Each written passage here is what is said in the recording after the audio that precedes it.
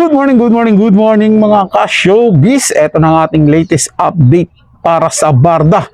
Sa araw na ito, si Barbie Fortesa pa rin talaga.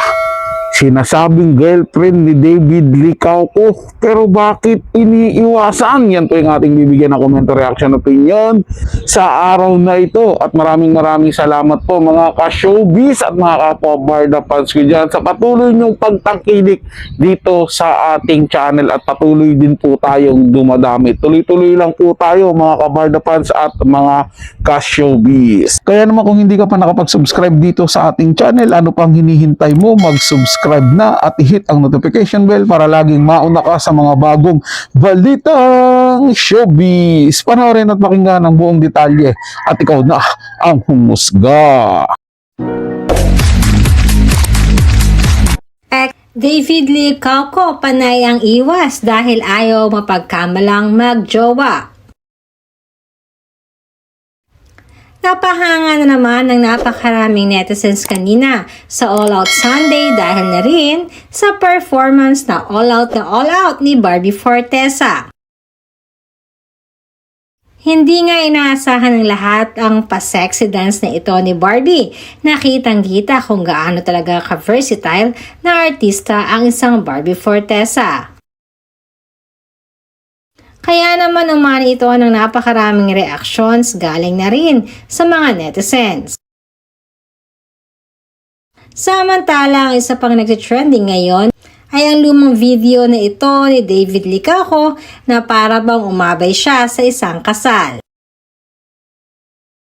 Na madaming bashers na naman na nagsasabi na kasama niya nga dito ang napapabalitang di umano ay girlfriend ni David Licauco.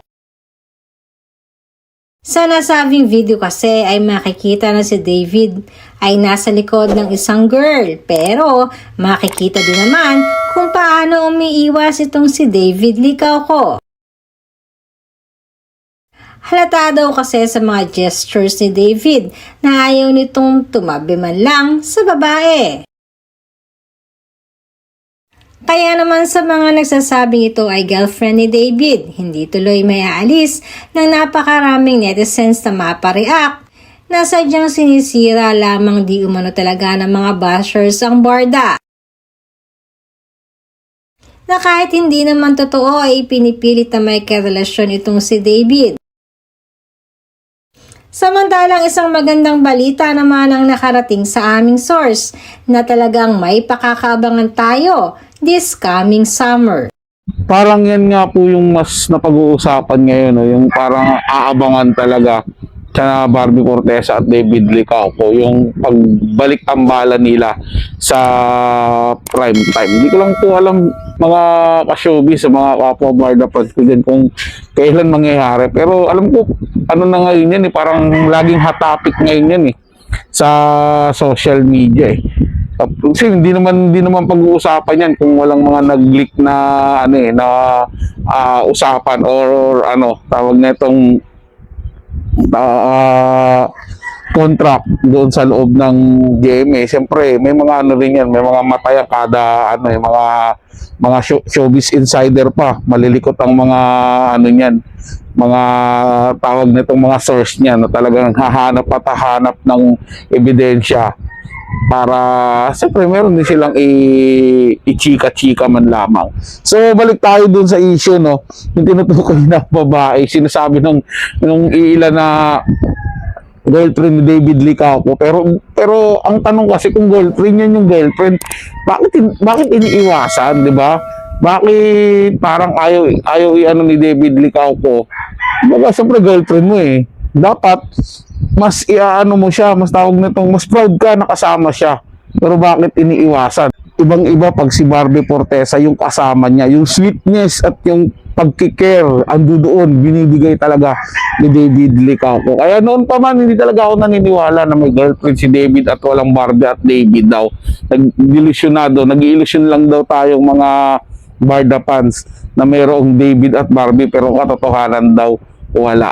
Hindi talaga ako naniniwala. Malinaw na paninira lang ang ginagawa nila sa Barda. Yun po yung totoo diyan. Sabagay, wala naman silang magawa kundi paninira lang At tuluyan naman silang nasosoplak kapag mayroong pinapakitang bago sina Barbie Fortesa at David Licauco. Kaya naman kung may opinion at komento kayo mga ka-showbiz, i-komento na sa ating comment section. Babasahin ko yan at pupusuan. Maraming salamat sa panonood mga ka-showbiz, mga kapwa Barda Pansi dyan. Para sa mga bagong balitang showbiz, ugaliing tumutok dito sa ating channel at mag-subscribe at i-hit ang notification bell para laging mauna ka sa mga bagong balitang showbiz.